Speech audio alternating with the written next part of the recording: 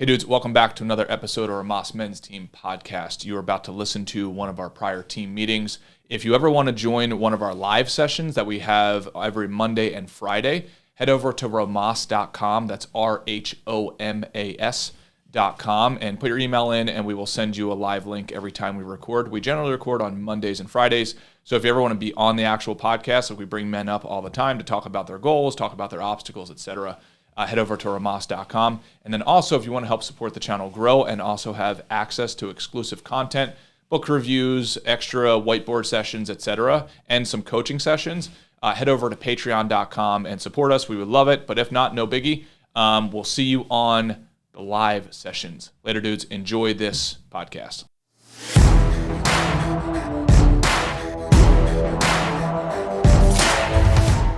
We are attempting to go live. So we've come full circle, man. Like from struggling and trying to post one video, taking me like 4.5 weeks to do that. Now we're going live. We're the real deal.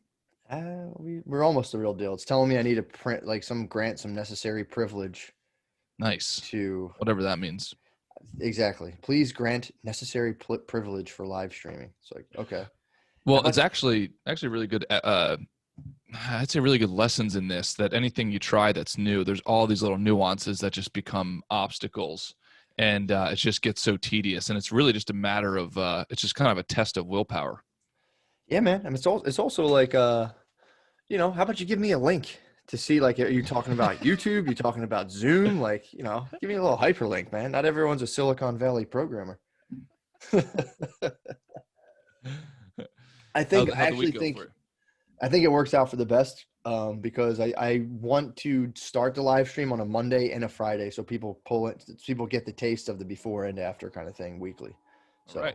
So let this lay, and I will do some test live streams on a private one when we wrap this one up, and we'll be ready for the next one. That works. How are you, bro? Good, man. The week was pretty crazy, which was great. I can't stand when people say, "Oh, like I'm swamped." I kind of catch myself doing it. When really it's just about a matter of prioritization and selecting the things that you want. So I don't know the exact response, like when somebody reaches out to you and you're busy, but I just can't stand the terminology like I'm swamped. It just, I don't know, for me, it kind of represents some sort of limiting belief or something like that, which I think is what you want to talk about today. But that is one of them. Like, oh, I'm swamped. I can't take on any more stuff. It's more like a matter of like, are you prioritizing properly? And if stuff doesn't land, if whatever the task is to not land in your priority, then say something that is more representative of the truth of nope, I'm just not working on that right now because it's not in my scope. Yeah, I do. I use it all the time as like when I if I just see an email and I go, oh, not right now, and then like 5 days goes by, I'm always like, dude, it was crazy over here. It's just, I was completely like just packed. In reality, you were saying, I could just be like, I don't want to do this right now. I will get back to you in a week. You know what I mean? Yeah. Oh yeah. No, like having something that buys you the appropriate amount of time without making the excuse, that stereotypical excuses, which like, oh, I was way too busy. I don't know. For some reason, that just gets to me. Yeah. Well, yeah, exactly. It's also that thing of like, just making your own schedule and being like, I don't have any time for this. Like my day literally, like my schedule is completely packed out. Like I will get to this tomorrow, rather than being like, shit was like acting like you went through like D-Day. Like, shit was crazy over here, dude. I was working and stuff and saw your email and I can hear what you're saying. Just being like, yeah. So is it like, it was like when someone says I'm like, what was the word you use? Swamped. So what is it about swamped that gets your goat? Does it say like someone's like absolutely over their head in capacity, or is it like? Yeah, I think, well, it's any variation of that. Like, oh, I'm super busy, etc. I don't know. I think it's just a bit overused, and I've used it many times myself. Yeah. I do think there's an issue with email, because email, it's just, oh, somebody gets to send you this piece of communication. Also text messages as well. And they get to send you this piece of communication, and implied in that is that you've responded to them in a certain period of time. Right. Like, I'm trying to think of a way to hedge on that, to decrease the expectation in that area, because when you're trying to do certain things, like, have you ever read the book Deep Work by Cal Newport? I watched a long YouTube lecture he did. Phenomenal book. Phenomenal. And I probably saw the same lecture, but just just great guy. And he talks about, that's where I got really got into time blocking. Mm-hmm. And just saying, okay, if you want to make real progress on some real projects, then you're going to have to block out a lot of time, or a decent amount of time, to like get fully immersed in that work. And text messaging and emails and door knocking and all these things that can interrupt that time are the exact opposite of that. So, but then you're left with the problem of, well, when customer X sends you an email, they want to have, or just, peer X sends you an email, they want to have a response in a certain period of time. So I'm trying to think of a way to handle that properly without getting that person, hurt about it, and at the same time maintaining proper boundaries. So I usually do that at the end, because that requires the least like brain power for me. So like, I have a whole slew of I have like 4 different channels of messages and it's the same thing. Like, you don't want to just not respond, because it's like, people are like, well, you don't want to respond to me, or da. So, and I generally, a lot of times I get a lot of decent stuff. Well, there's different channels. So it's like email.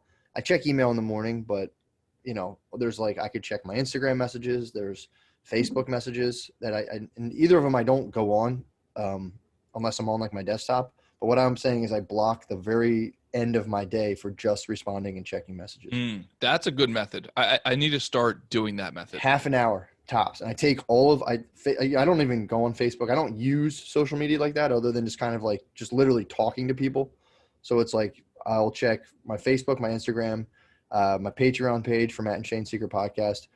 I'll dedicate time, because otherwise what happens is once I start talking to people, then people will start messaging you back, and you start carrying out conversations where I'll pop it up for like, literally I can do all of them in 20 minutes, pop it up, respond to all of my emails, respond to all the messages.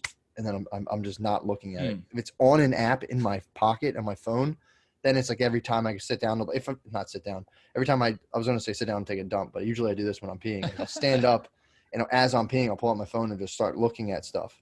And it's like, when I have that in my pocket, and I'll start just like, because in your head, you're like, I'm working. This is kind of work, I'm checking. Right. But dude, it'll, like you were saying, you're trying to do a task. All of a sudden, boom, a message pops up.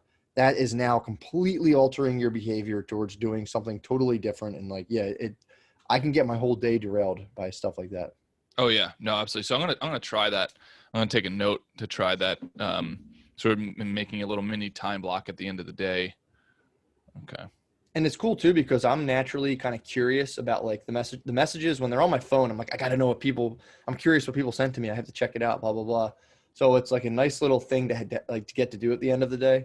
When everything else is done, I get to relax and like, just like pull up stuff. And because a lot of times I get like just interesting stuff to read sent to me, and, just videos and stuff. So I usually save that for like the end of my day when everything's done. I can just sit down and relax and, Yeah. No, I think that's that's an important point that I forget what book it was, and I don't even think I read it. I think I was told about it, but matching your actions to your energy levels.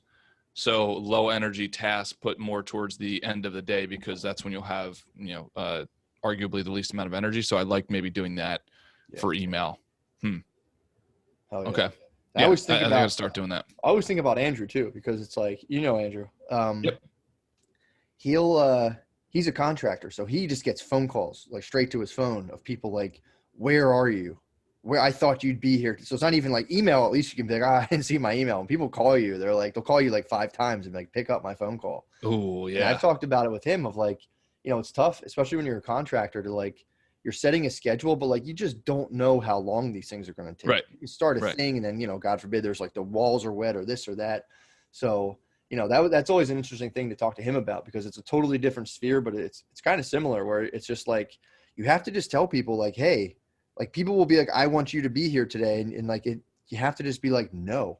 And, it's like, it sucks, because people do get upset, especially with contractors in particular. People hire them and they're like, I thought you'd be here Tuesday. And like, you can even call them like, hey, I got hung up on something. And they're just like, oh, it's like, so yeah, it is tough. Like you're saying, like, how do you do that? And I think everyone has that in their realm of like, how do you just kind of make your own schedule? And, you don't want it to be too rigid, but I personally need some walls to my schedule, because if I can get totally kind of derailed and pulled away from what I'm doing, and like the whole day's lost. And, so I got to definitely work on that as well.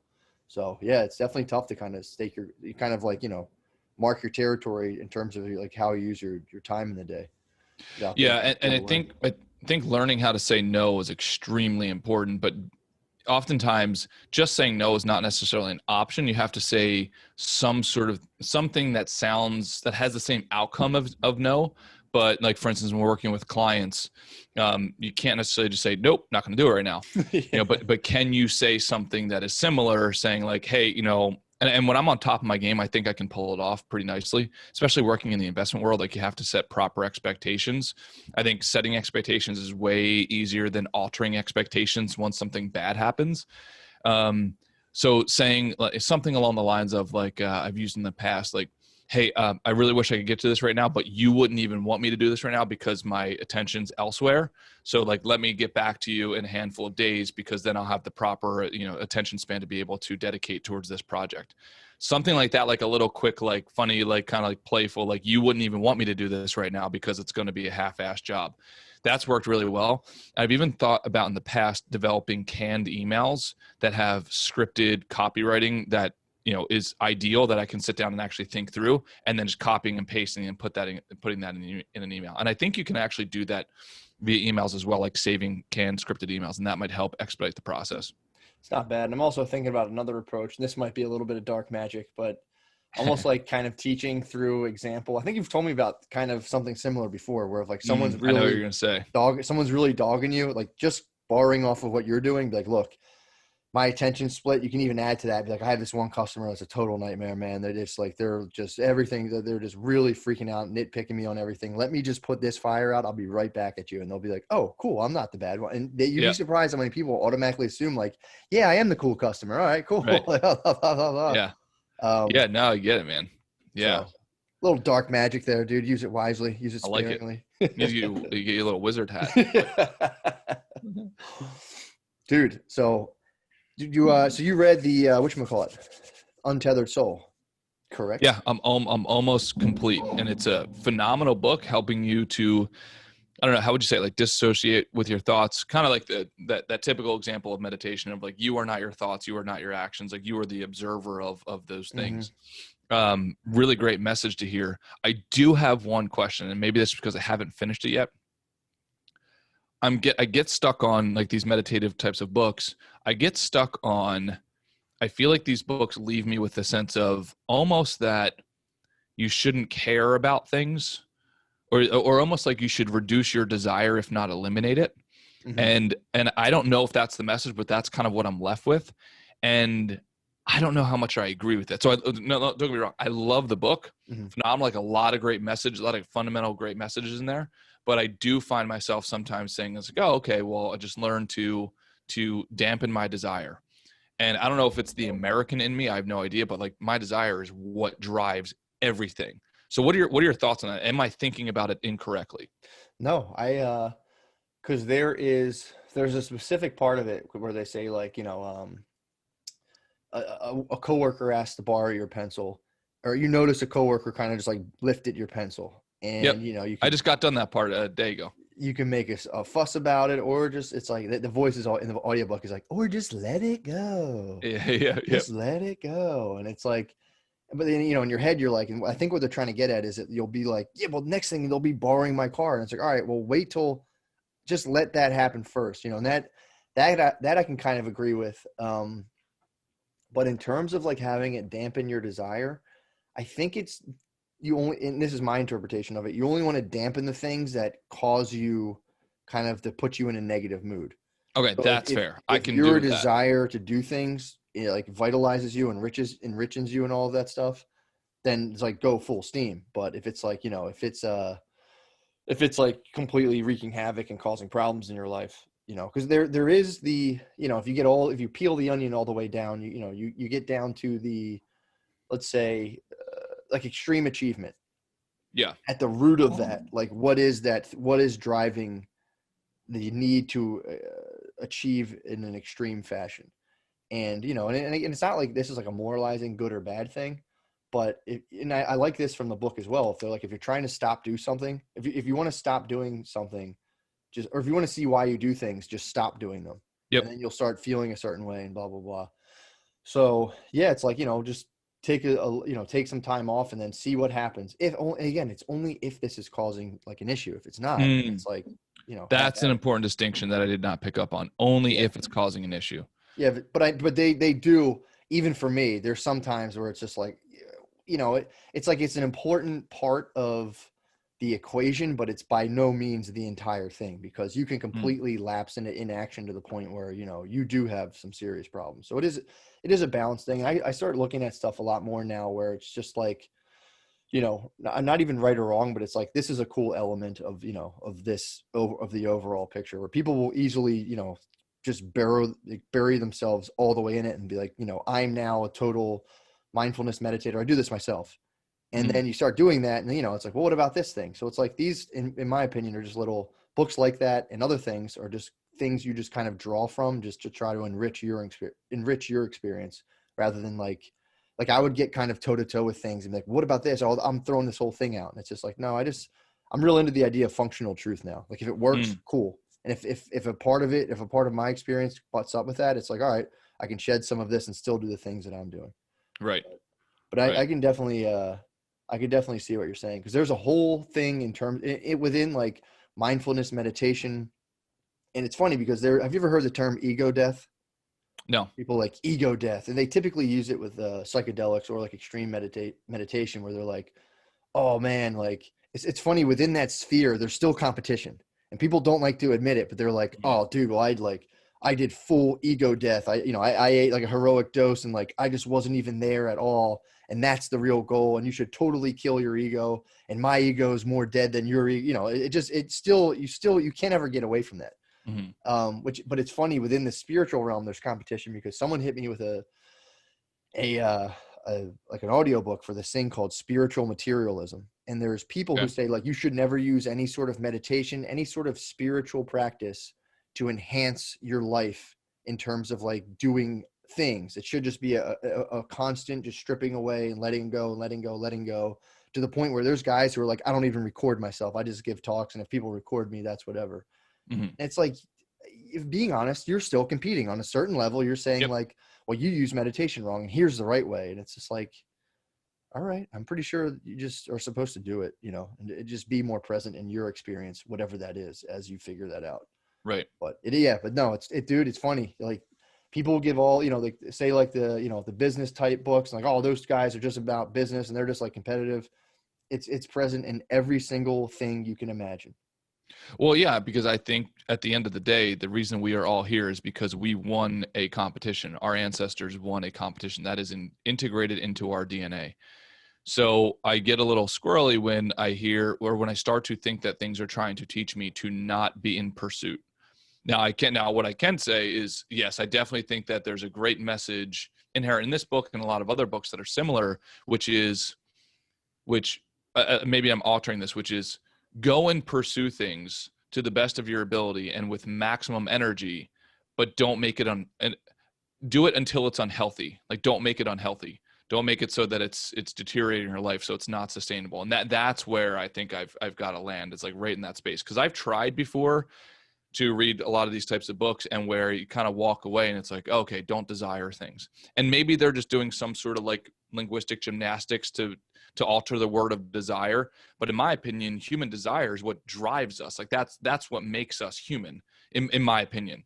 And I just know that for me, competition is my number one driver, like 100%. And for years I did not admit that, because it kind of became like a bad word almost, and almost like a selfish type of thing.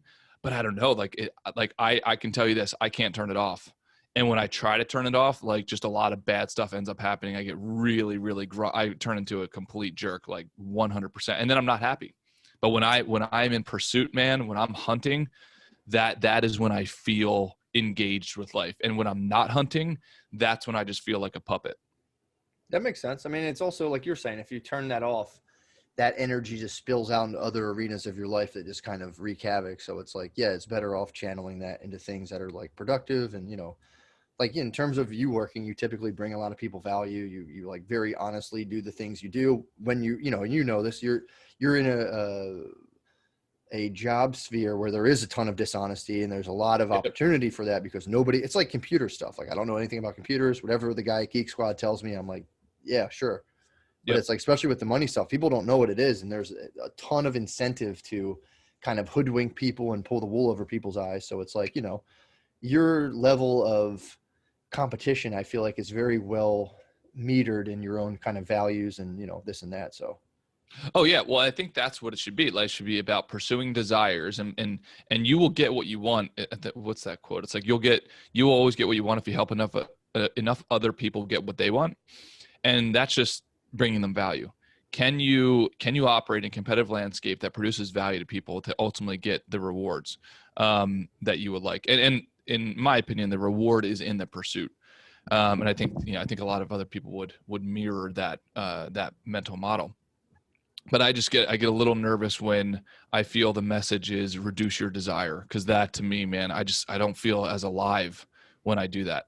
And honestly, man, like, almost, if I'm just being completely candid in my head, I almost feel like it's a cop out, mm-hmm. right? Like, it's almost a cop out. It's like, okay, you really want this thing, but now you're spending your energy on trying to convince yourself that you don't want this thing. The thing being the relationship, the car, the house, the whatever it is, doesn't matter what it doesn't have to be material. You're spending more energy right now on trying to convince yourself you don't want this, because you think that it is harder trying to actually pursue it and earn it. And you might get really hurt because you might not earn it. Does that make sense? Yeah, I think, and this is that does make sense. And my interpretation of it is, if you feel unwhole and you feel like another thing will make you feel whole, that can be an unhealthy pursuit, where it's That's like, fair. I don't feel all right by myself. Then I'm going to get in a relationship and then I'll feel okay again. But you're just bringing not being okay into a relationship and putting it on another person. Like, make me feel Right. okay. Yeah. So I think where it comes from is like, if you can kind of let go of all that stuff and achieve some sort of peace within yourself, then you can kind of operate from more of a place of abundance. You can just kind of, it is a lifelong quest. And you are right. Like, dude, when people try to put this into like binary terms, this is like you're literally balancing a gazillion variables in reality. So it's like, Right. any of this stuff, if you zoom in on it enough, it just disperses into like, well, hold on. I swear to God, I do this all the time. I'm like, I swear it made sense when I listened to it. And then you just, Right. you just talk to one other person. You're like, God damn it. So and I'm kind of accepting that a lot of stuff, has these holes and limitations within it. But I think the thing that I take away from it is like, if you can use stuff like this to just like come to some form of relative peace with yourself, where like, you're waking That's a up every fair day, statement. and, you just like, I can't really explain it other than like, I spent so many years of like, I would just be in my living room sitting there on a Friday and things would just feel wrong. I'm like, this doesn't feel right. It feels wrong. Like, is this really what I'm doing? Like, is this all there is? Blah, blah, blah. And, that book comes from, it takes from like Buddhism a lot. And the idea behind Buddhism is like to stop clinging and to stop like needing so much. And it's not so much that like you don't want to, it's not like you're not desiring to do stuff. Although people definitely do take it there. We're like, you couldn't lock me in a monastery for 40 years. Like, I'm sorry, dude. I'm not doing that. And they even have fables about that too. Like, you get a guy who's been in a monastery, achieved like total peace. Then he comes out and like somebody runs, like cuts him off, and he's like, he fucking just freaks out, because it's like, yeah, it's easy to achieve peace when you're, walled away with a bunch of other people who are just kind of like not really, exposed to the millions of crazy stimuli in the environment. But like, what good does that really do you?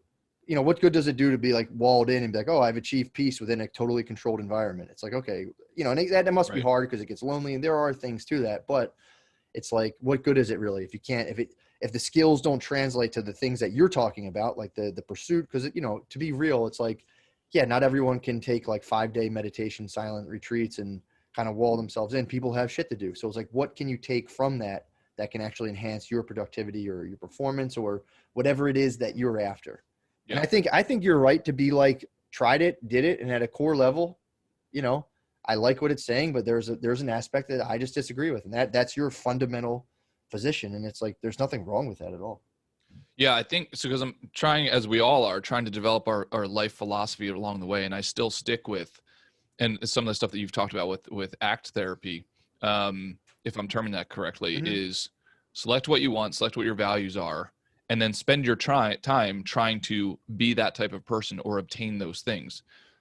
Anything outside of that, let go of and don't cling to, or even don't even cling to the result. Like, so for instance, like for me, I can totally say, like, we now manage $200 million in assets. I want to get to $1 billion. Right, like that's what's on my coffee mug, like everything. Yeah. Can I see it? Yeah, that's on, like everything. Like I'm all in on accomplishing that goal. If I don't get it, I have a healthy amount of what do you say? Like I would definitely not like not getting to the goal, but I don't think I'm going to take it to an unhealthy level where I'm going to start cutting myself or something like that. Right? Like there's an obvious spectrum of emotion that you should feel about your wins and your losses, but I think it's so human to want to win. I think happiness is in the pursuit. Happiness is in the progress. And that's with anything. That's with quality relationships. It's with your career. It's with your family life. It's with money. It doesn't matter what it is. And I think you can kind of select. I think there are certain fundamentals that everybody should have. But I don't know. I definitely do not want to. I do not want to exit the game ever. Right. Yeah. That's what makes me feel alive. Yeah, I mean, dude, and it's like I can say from the experience of having tried the whole thing on of like we have everything we need. You don't really need to do stuff, and then like just chilling.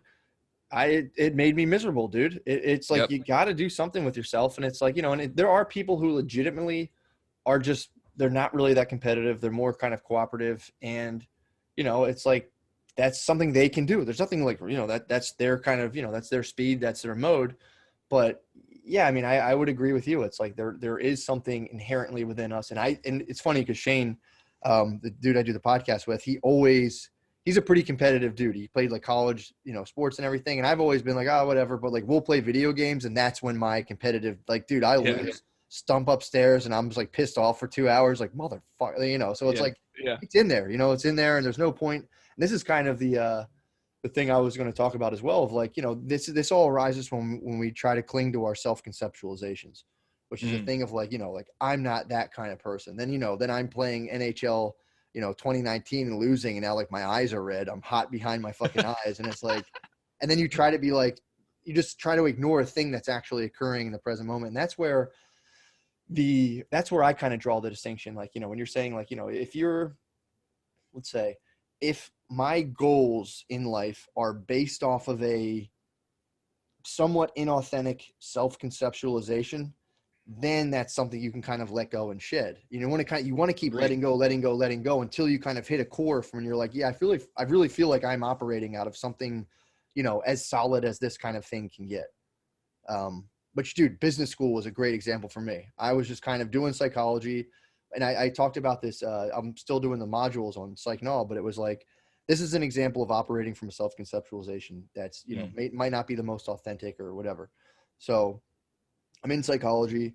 I'm in class with people, and I'm like, man, these people are weird. And I'm like, these guys are weird. I'm not a weirdo.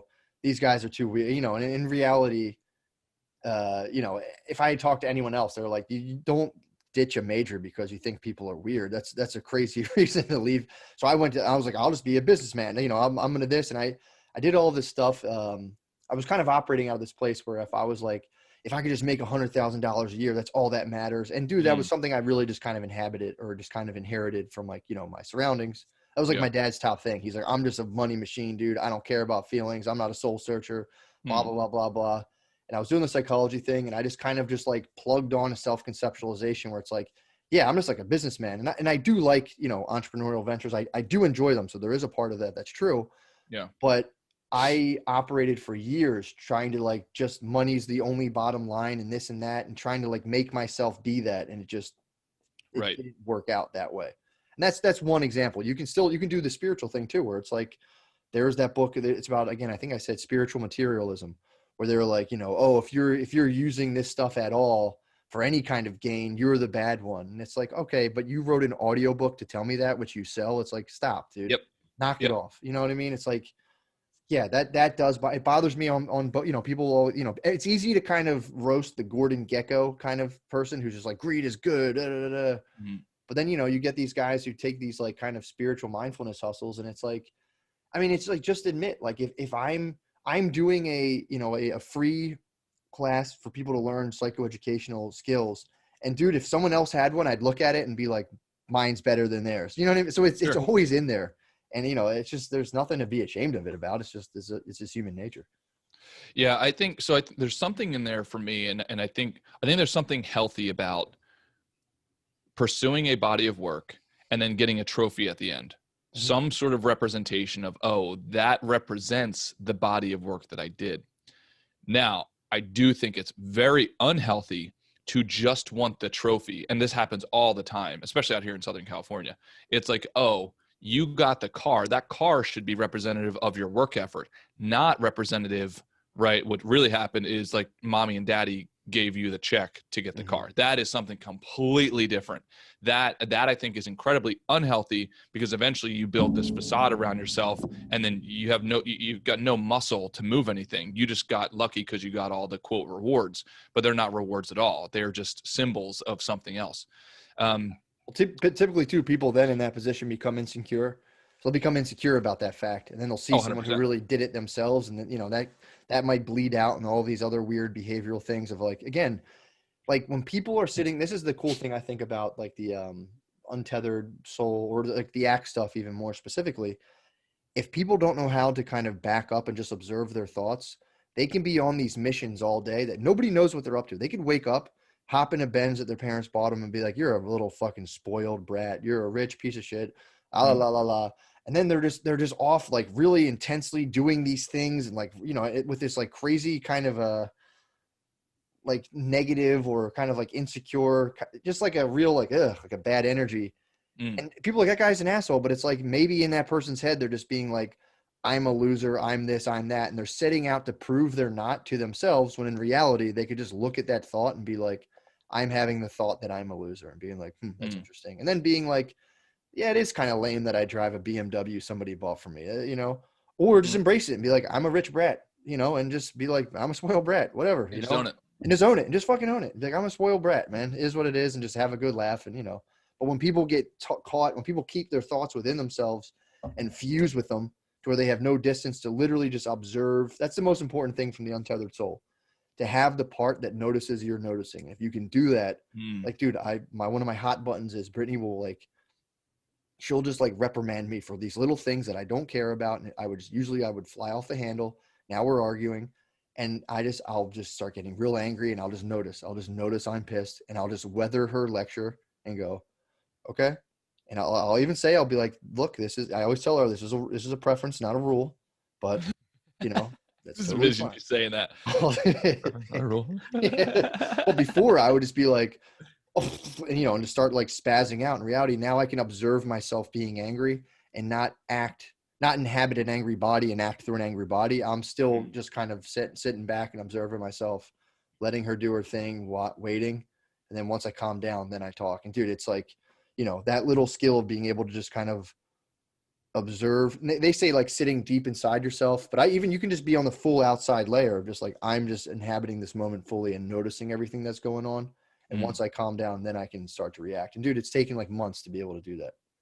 Do you feel that there's an element of kind of a model of fully engage, like go animal style on things that you're trying to pursue that are level 10 importance to you, and almost actively try to not completely disengage, but engage to the minimum degree on other minutia things? So for instance, for you, like what you just said, Brittany tells me, actually, no, I just had this happen actually.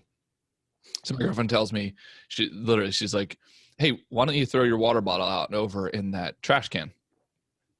I look at my water bottle and there's about 15% water left in the water bottle. So I politely decline and say, no, I'm still drinking it. Right. And in my head, it's like done. Like, this is I don't even know why we're having this conversation. Cause I can figure out when I should throw out my own water bottle. Mm-hmm. So I respond back with that, to which she responds, well, why don't you just throw it out? And so now you got my attention, right?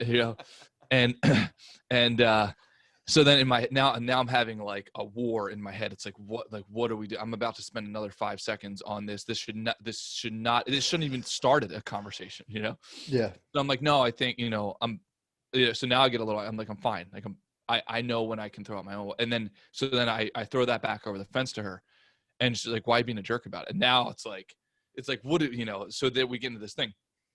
But I think what you're saying is okay, maybe for those little things that really shouldn't require me, if I engage in this fully, I'm going to expend 20 units of energy that really should require 2 units of energy just by me saying, okay, but just so you know, this is a preference, not a rule, like that sort of thing. So now I've only expended 2 units of energy. So I've saved the delta. I've saved that 18 units so I can apply it towards something that's actually worth talking about or worth pursuing.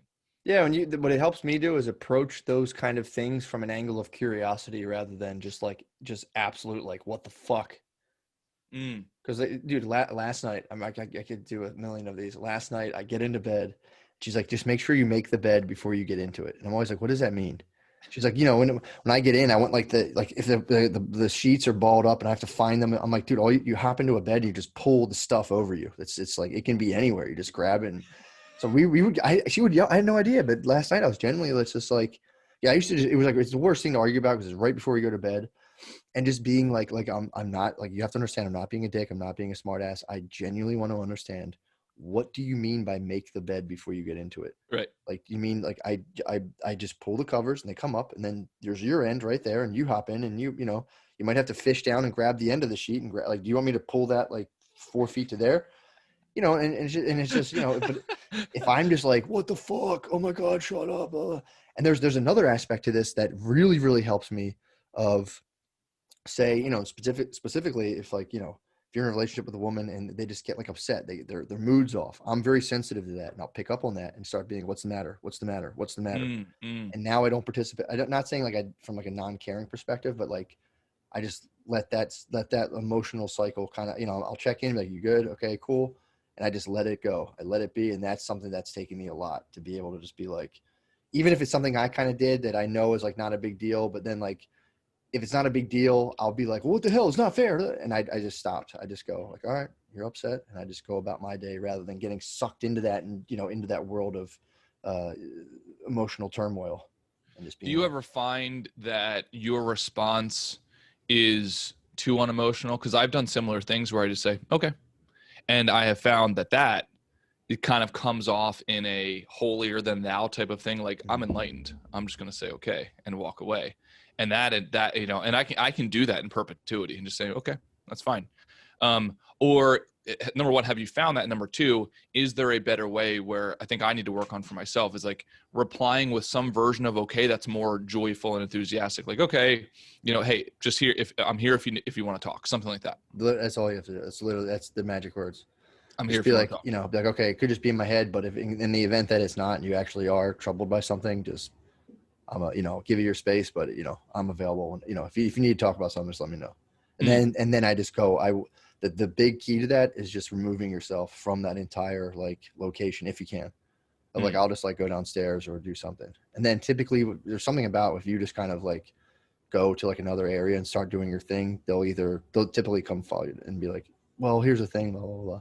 But if I sit there and I'm like, what's the matter? What's the matter? I can literally tell there's something wrong. If I start doing that, I can tell, or you're saying go, all right. And they're just like, fuck you. Yeah. That does not produce a good result. No. And this is where, as tedious as this kind of sounds to talk through, like it's zooming in and breaking apart the little sequence of events that happen in life, that these are the little things that Jordan Peterson says, hey, most people are trying to fix like macro things when in reality, life comes down to a lot of just a bunch of little micro things. And if you can fix some of those micro things, like these interactions with somebody gets upset with you so you can either overreact by saying, oh my God, I can't believe, or you could underreact saying, okay, or maybe you can calibrate it just right where it says you can meet that person halfway and do it in a way that allows the relationship to continue in perpetuity in a harmonious, happy way. Yeah, I mean, dude, that's the thing I've come to grips with. That's as important as, for me, I've come to realize those tasks of like maintaining harmony are as important as getting my work done. Because if everything's in disarray and did you ever get in an argument and then go do something really important? It's like the worst fucking feeling in the world. Yeah.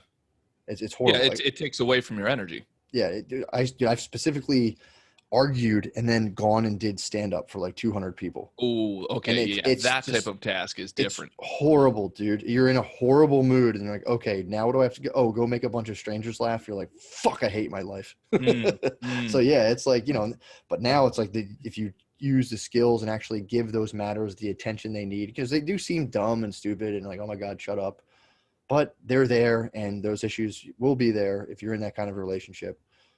So yeah, they do require some sort of tact, and I've gotten a lot of that, the strategies and inner resources to have that kind of tact from the kind of mindfulness stuff and just being aware of how you feel, and not like they say, like seeing the world through your thoughts rather than just looking at your thoughts and then look out at the world. So. Interesting. But yeah. So sorry, man, I kind of took us off on something. I think you wanted to talk about a certain topic today. What was that? No, that was it. I was just talking about self-conceptualization. Oh, awesome.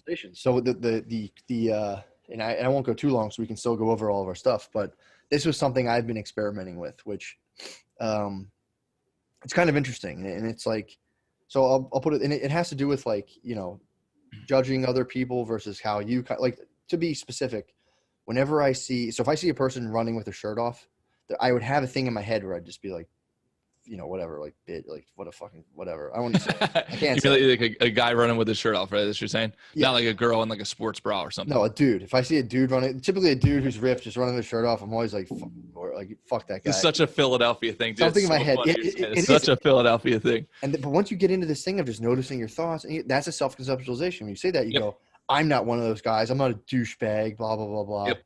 So I'm in Florida. That was something I always paid attention to. But then I'm in Florida. Such a great example. That is such a great example. It's such a funny one. And I'm in Florida. So I'm in Florida. It's hot. It was so hot, and I'm going for a run, and I like step outside in a t-shirt, and I just instantly just feel it go like to my body, and I'm like, I'm running. I want to get my vitamin D, so I'm gonna run with my shirt off.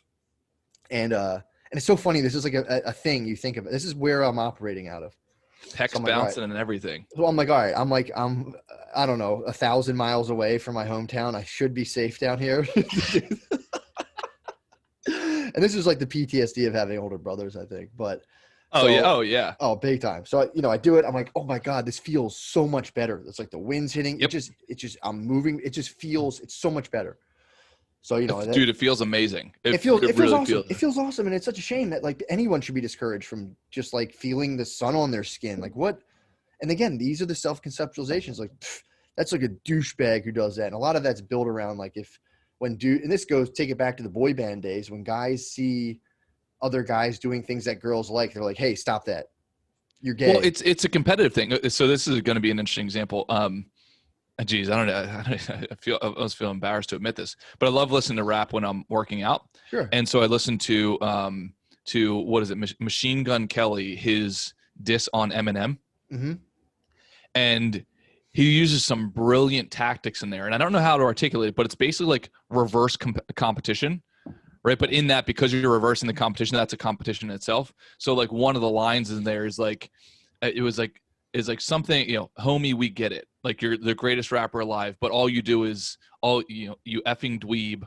All you do is sit inside, study the dictionary and stay inside, something like that. Yeah. But it's like, okay, so you're acknowledging that he's better than you, but because you're flipping that and like you're having a little diss about, do you know what I mean? So it's very interesting. So I envision the guy who's maybe like jacked up running with the shirt off. Like most guys would look at him and saying like, oh, what, it's like, but in reality, it's like, maybe, and by the way, I'm not saying this is you, but maybe there's a certain percentage of guys that are doing that because they know they can't compete in that landscape.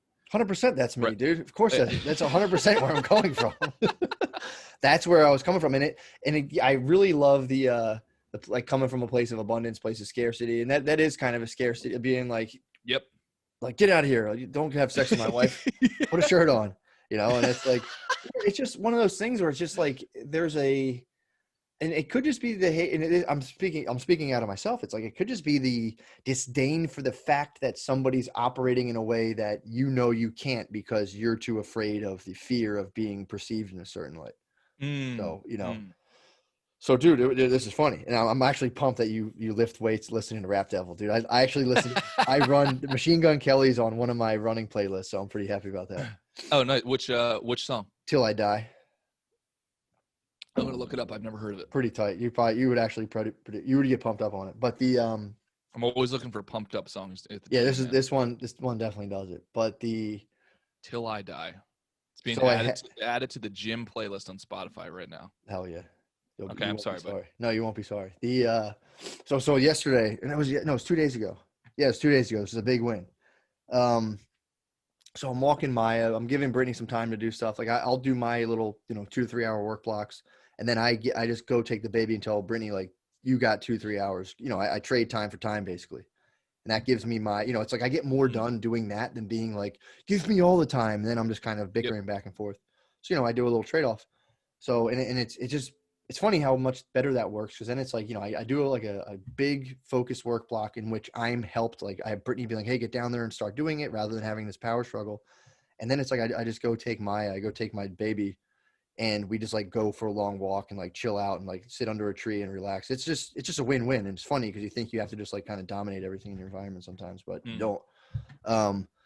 So where you get to the little Kelly Drive, you know where I'm talking about? Oh yeah, Kelly Drive's beautiful place to run in Philadelphia. Exactly. So Kelly Drive, I have the stroller. I'm like, I'm gonna run a mile till I get to the place I'm at, and then we'll sit and relax. And in my head, it's like, damn, it's one of the last warm days. It's 80 degrees. Like I should take my shirt off and run and just enjoy the sunlight, dude. And and in my head, it's like, it was something I would never do. And I typically try to do things. I don't like to do things that attract attention to me in general. So I'm already running with the stroller, which people could call me gay for. So I'm like, I don't, and none of this exists in the outside world or is real. This is just my head. Right. So it's like, which it's so stupid, but so I'm like, all right. And in my head, I'm like, dude, this stuff is so stupid. I don't want to participate in this kind of thing anymore at all. So I was like, I'm going to run with my shirt off and push the stroller. And it's funny too, because like, I still have like a good 10 or 15 to lose. So no one's looking at me like, damn, that guy's ripped. They're just like, who's that kind of fat guy running with this kid? So, and it's like, I'm catching myself and I'm really paying attention to it, like on like a real micro level where I'm like, all right, as soon as this lady walks by, and I was like, dude, no, like that's still furthering this whole thing of being like, I'm not that kind of person, blah, blah, blah. So I was just like, I took my shirt off and I'm running in front of the lady. And, and again, it's like, so I'm running with Maya, and I'm like, what I noticed is, first of all, nobody cares. Nobody gives a shit. Nope. The only time it seems like they do is when you're searching their faces, looking to see if they're judging you, to which your brain can look at any sort of thing. They could just be in a bad mood and you're just like, oh, they hate me. Blah, blah, blah. So I ran a mile and it was really pleasant. It felt great. It was nice. And it was just, for me, it was a big win to kind of be able to do a thing like, and it sounds so stupid, but it's like, dude, no, it doesn't at all. That's like, that's like a level 10 thing for me, dude. Of like, I remember really, it comes back to the day where, remember we went to the gym at Drexel, and I don't know if it was you, it was somebody who was like, I don't have a shirt or some kind of thing for the gym. And I was like, here, just take my shirt and you can work out and I'll just walk home with my shirt off. Oh, it was me walking home by myself. I gave my shirt to somebody. I was like, here, you can just use my shirt. Yeah. And I walked home with no shirt, and it was just like, oh my God, I have no shirt. And it was from the gym to our house right on Palatine Ave. It was a short walk, but I remember back then being like, God, I feel like such a dick. God, I feel like, because I was pumped. I just left the gym. So I'm like full pump, shirt off, walking around. Oh yeah. And it's like, who cares? Like, what is the reason? Like, oh, you look like a douchebag. And it's like, it is. And I was like running. I'm like, it is so nice to get the sun on your skin. And like, what is the thing in people's heads to be like, no, keep it on. You shouldn't. It's strange, dude. It's a strange type of like self-censorship in a way that results in not having, I could say like vitamin D levels, but even forgetting all that, just like, it's just pleasant to have the sun on your skin. 100%. So that was a thing, and it's such minutia, and it is like, but from, in your inner world, that was like a big event, and I did it. Oh yeah. You said it's level 10 for you. It was, dude. And it was, dude, the fact that I was like, wait till this lady, and I'm like, that's the same behavioral pattern of being like, all right, well, not in front of this lady. And it's like, no, it just like, and that's the whole thing of like, what do you want to do? And it's like, and if you filter it through the thing you want to do versus like the version of yourself you want to put off, they're two very different types of thought processes. And, it was like, I was happy about it. I was very pleased with that. Yeah, because what I'm thinking when I hear you tell this story, I want to make sure I'm hearing it correctly. There was a piece of you that wanted to do something, but you're not willing to do that thing because of what you think other people will think about you. Yes. And I wonder how many other areas of life, you and me and everybody else, have those things where it's like you want to pursue this thing or you want to do this thing and you're not doing it because you're making up this false belief system about other people's belief systems on you. Yep. And that's fascinating. That's where the untethered soul is, I thought, awesome. And they talk about this of like, that's true. When you think and you start to feel uncomfortable, that's your bar. That's like part of your prison bars, basically. You're encountering your bars and going like, and like retreating back to your little kind of like dark cellar, when in reality, when you get to those uncomfortable parts, that's literally extra territory in terms of your experience. You could be expanding out like your little RPG map that's like all dark around it. Like open up another area, but you have to pass, I call them fear gates. You have to pass through that little fear gate. And then afterwards you go like, it's an intense experience. Then afterwards you go like, why was I nervous about that? What was dude. And dude, it's amazing what that does for your quality of life. Well, I think putting it, what do they call it in psychology? Voluntary exposure therapy, of putting yourself voluntarily in situations where it's like, okay, I know this is going to be a little uncomfortable, but I'm going to try it. And if I do enough of it, then I'm going to chip away at my fears of this. And I think the Untethered Soul talks about that, like the chipping the way of the thing. When a negative emotion comes to you, don't block it. Don't like trap it in. Yes. Let it flow through, and it's still going to be painful. But each time you do that, what do they call it? Like relax and let go, like let it flow through you. And each time you do that, you chip away at the pain. Yeah. So like, the next time it comes through, it won't be as painful. Yeah. I like the phrase that they say, you got to be like water, not ice. If you're ice, it just kind of bounces off you. If you're water, it just flows through you. But, and that's the thing too. Like when people say like, well, that sounds cool. What's a practical example? It's like, all right, say you're at work and you get some negative feedback for a project and you're in your head being like, fucking Bob thinks he's fucking, you're not letting it pass through. You're being like, fucking Bob thinks he's fucking jerk off. And now you have this event that already happened that's not happening anymore. It's done. It's just living in your head and you're just ruminating when in reality you could just actually, and you could legitimately be like, no, I actually do think it was good, but you have to honestly, if you opened up to the thing, you go, that one thing did kind of suck, and have it that like, fuck, I did fuck that thing up a little bit and let it pass through you. Now you won't do that again. But if you sit there and if you close off, you just go, nah, fuck him, he's an idiot. Yeah. You do the same bullshit again. They're like, hey, this sucks again. You're like, fuck you. Right. So no, it's really interesting, man. I think something that's helped me, and obviously I'm not perfect, we all experience versions of what you were talking about earlier with, running with your shirt off, et cetera. But I do think what has helped me in the past and still currently is going and joining teams in domains that are kind of naturally outside of societal norms. So whether it be like when you and I did improv comedy class together, that was a great example. It teaches you how to be comfortable with being uncomfortable. Like, because in improv comedy, you're in a constant state of disorientation and judgment and all of these things. And how do you come off in a natural way? That's one thing. And then dancing for me has been very similar, because when you go to dance conventions, right, it's kind of a very interesting scenario, because dance conventions are held in big ballrooms inside of hotels, but you practice outside in the hallways. So like you have a bunch of dancers, right? Man. But then you have a bunch of non-dancers like looking at you, like walking by, and you're doing like these, crazy moves. And so I think doing that enough times gets you sort of like inoculated to a certain degree of external judgment, to the point where it's like, no, I'm just practicing my dance. Those people now blend into the background because I'm not paying attention, because I've done it so many times, to the point where I just got so used to it, where my mom called me one day, because my mom works at the airport, and I was flying back from Philadelphia to LAX, and my mom calls me the next day. She's like, hey, were you practicing salsa dancing by yourself in Philadelphia airport, and then you were doing push-ups as well? And I didn't even think, it just became such a normal thing. It's like, oh, I have got to do a certain amount of practice every single day, and I'm in the airport. I wasn't even thinking about all that other stuff, but it was because of the voluntary exposure leading up to that point. See, that's amazing. That's like a thing. That's a thing people would very much like to try to stop or ridicule. But if you're being honest and you're waiting on a plane, what would be better than doing just salsa dancing and ripping push-ups? I mean, it's the way. It's the way to be. And if people act like, no, that's not, and because that's just dumb or stupid. It's like, I guess, man. I mean, if I could deceive myself to that level, fine. I don't want to think for other people, but for me personally, I would see that and like, that fucking rules. Oh, dude. But I got to tell you that the best I've ever seen, bodybuilding has actually helped too, like bodybuilding competitions, because bodybuilding competitions, you are in a situation where it's like, let's say you've got a couple hundred competitors, but then you have hundreds of watchers, and those crowds mix. Cause like when you go out and you're doing the things, you're talking to your family or whatever, you are the dude in the spray tan with a shirt off, and you're now in a group of non-spray tan, non-shirt off people. It's a very interesting scenario, but the more you do it, the more comfortable you get with just looking like an alien. Like you feel like an alien at a certain point, but then you don't feel that way anymore. It's just like, it is what it is. But I do have to say, there's one dude who, like, the most Zen Dao dude I've ever encountered in my entire life, because in bodybuilding, what you have to do is you go and you get your spray tan. And first of all, like there's different groups of bodybuilders, like the classic body or the stereotypical thing of what people think is bodybuilding is like the enormous dude. So that's like that is the original bodybuilding. So you have that group, and then you have classic, which is slightly, smaller. It's more symmetry. And then you have men's physique, which is trying to get like a beach body like that. That's where I competed. You're looking for more symmetry, not to become extremely large and like that.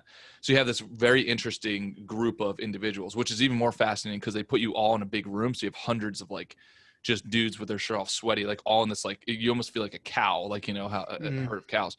But the most zen dude I've ever encountered in my entire life was this guy, and he wasn't even really in great shape. He was in good shape relative to the general population, Sure. but on a competitive landscape, there's zero chance he's going to win, right? So, but what happens is, and I would love to see what you do in this situation.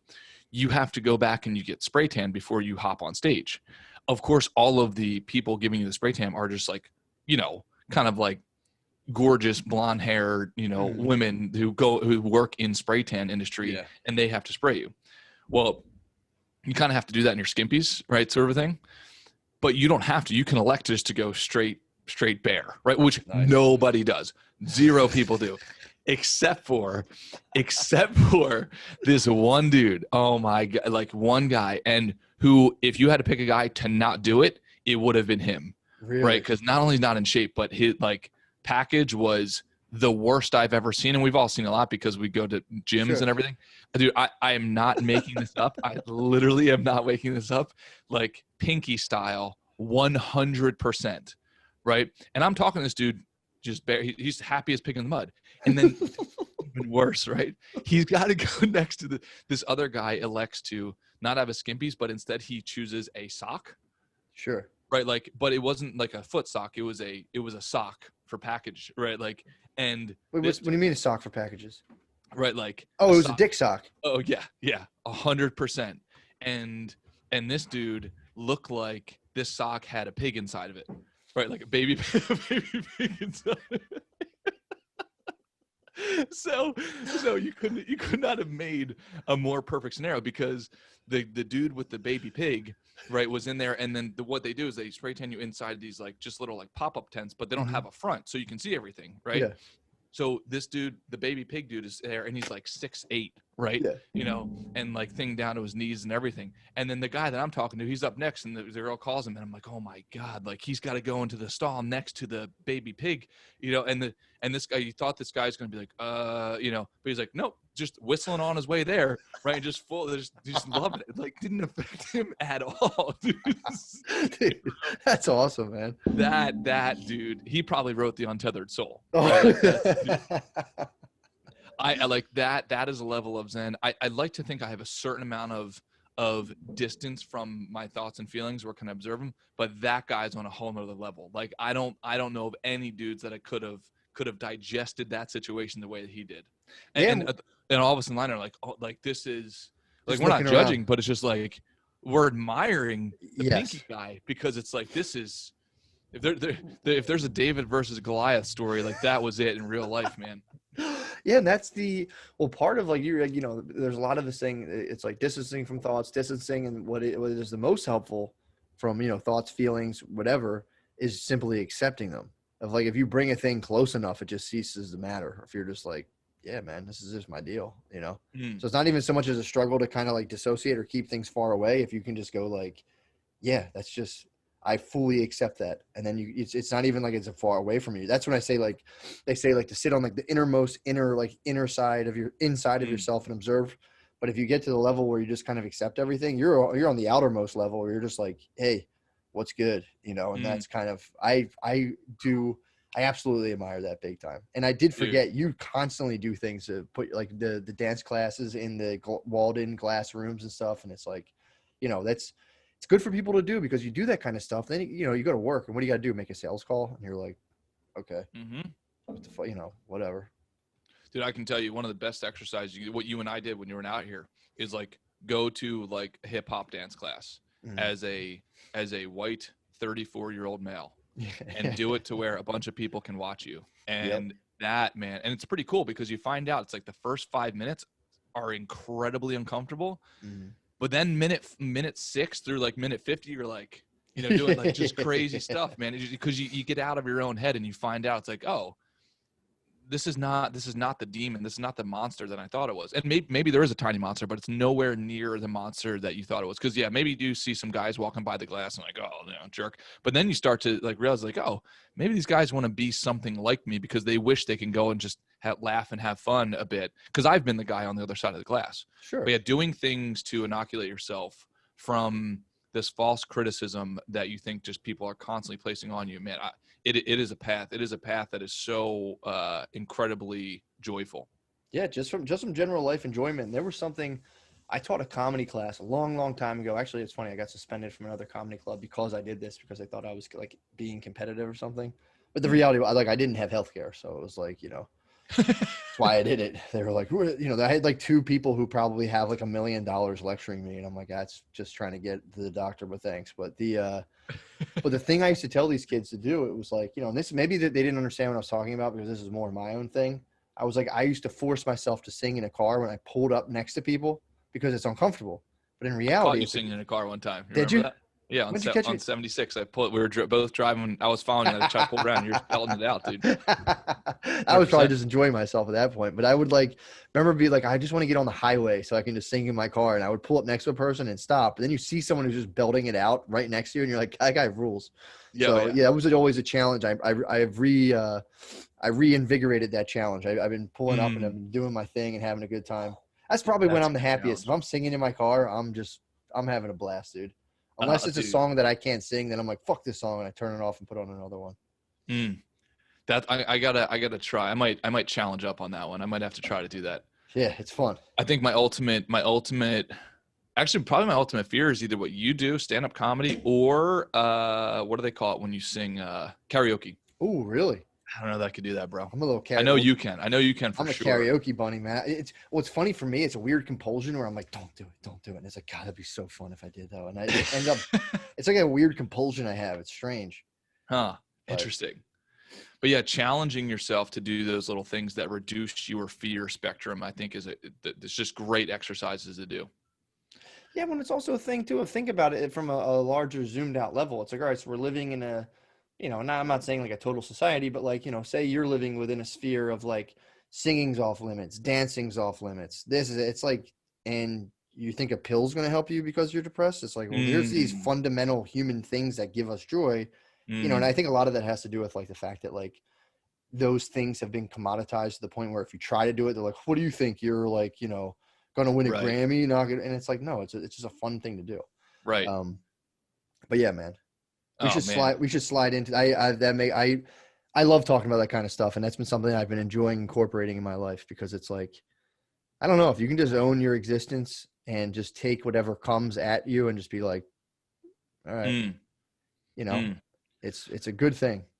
Well, dude, before we get into the wins, I want to acknowledge, and maybe we should build this in, like acknowledging men who are doing things that they want to do and reaching certain goals. So I've been asking a lot of the guys who are on the team, et cetera, and people that we work with say, hey man, send me a little trophy.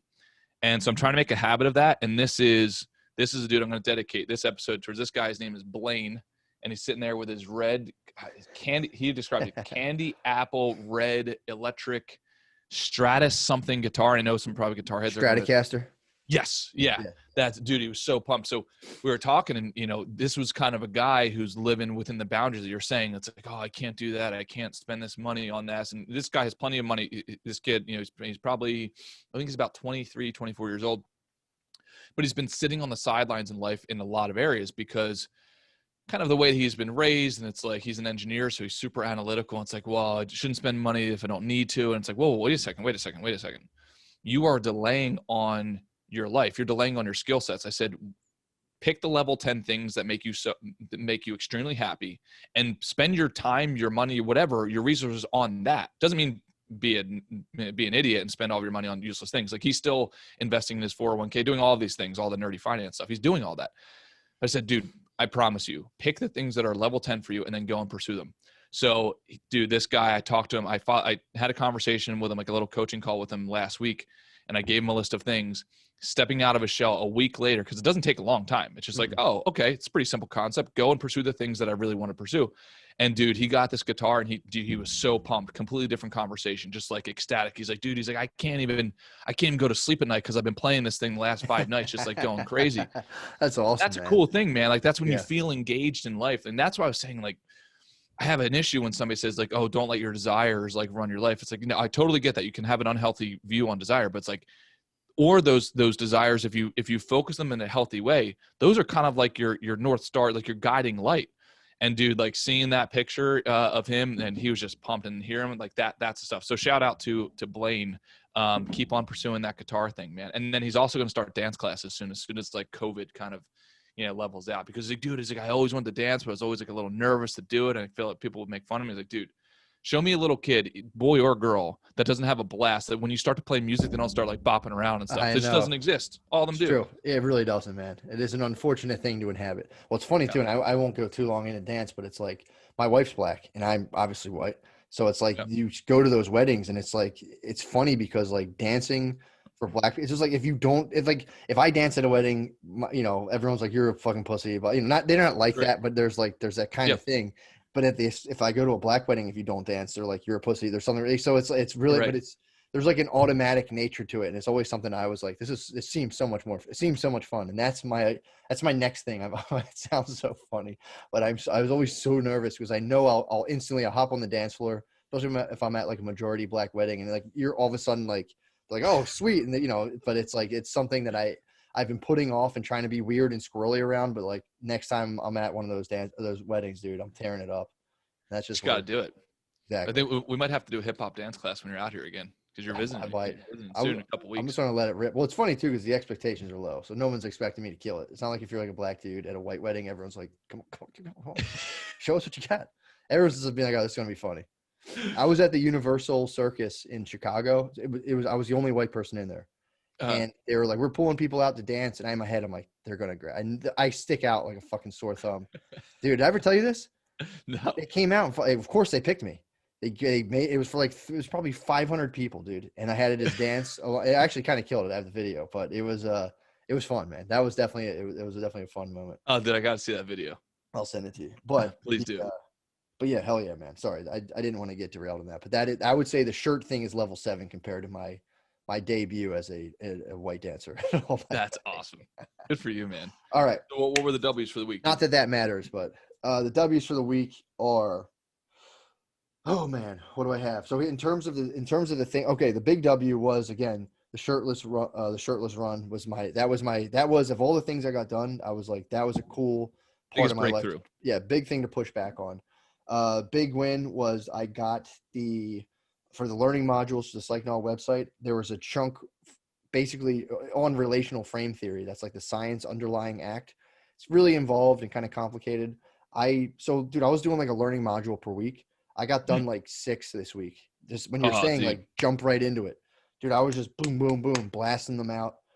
So I quintupled my productivity in terms of the stuff I'm trying to get done for Psychnol. What else do we have here? I did the intro vid, humongous win. It took me an entire day. I deleted it like 700 times. But I did the intro vid, and I'm happy with it. I think it's good. Oh, it's awesome. So that was pretty much, and I'm going to watch the Game Changers this weekend. That's still on my to-do list. Cool. And I also I did a bunch of like administrative stuff. So that was they were my big wins. And then, I'll hit 5,000 push-ups, I think in 2 days. I'll be at 5,000 push-ups on the month. So I'll save that for the next time. Hell yeah. The only other thing I have to do is now try to implement all of the systems within my day, but I'm still, working out a time schedule with everything. Yeah. Yeah. I think that's it. Like, losses aren't losses. They're just waiting to be wins, if that makes sense. Yep. So it's like, set your goals high, and then you get all these extra wins that you would not have gotten if you set the goals lower. Cool, man. And I hear some pretty cool mental breakthroughs for you in there, like the tasks that like aren't necessarily difficult, but they've got an emotional block. That's difficult, man.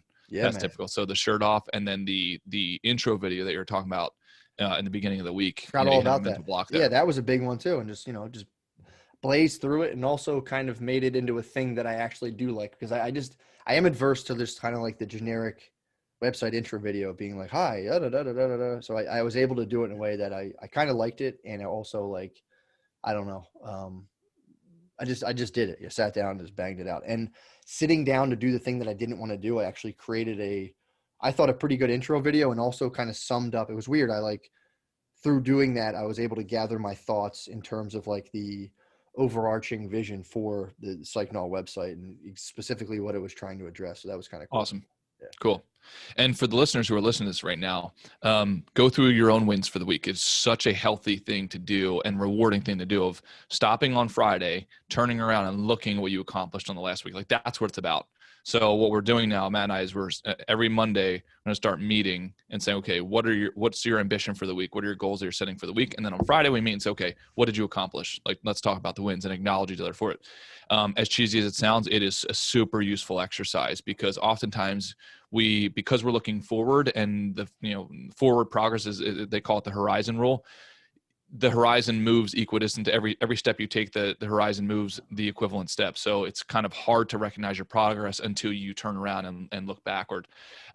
Cool. For me, so worked out every day this week. Did yoga a few times this week, which felt amazing. And yes, Matt, so I sent a picture to Matt and our workout group. I'm going to have to take you to that yoga class, man. It's amazing. Like, looks the awesome. Full ambiance and everything. Yeah, it looks awesome, man. Are gyms still open in California? They just reopened. Gotcha. Cool. You just have to wear a mask. Nice.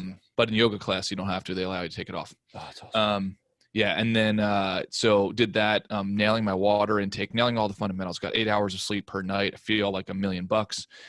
And then finally got all of our podcasts that we recorded up on the Rhomas channel. Finally, that took me so long, okay. But it's just like what you said, like immediately after it is time blocked. And it's like, I'm not removing my human from this seat until all of these get uploaded.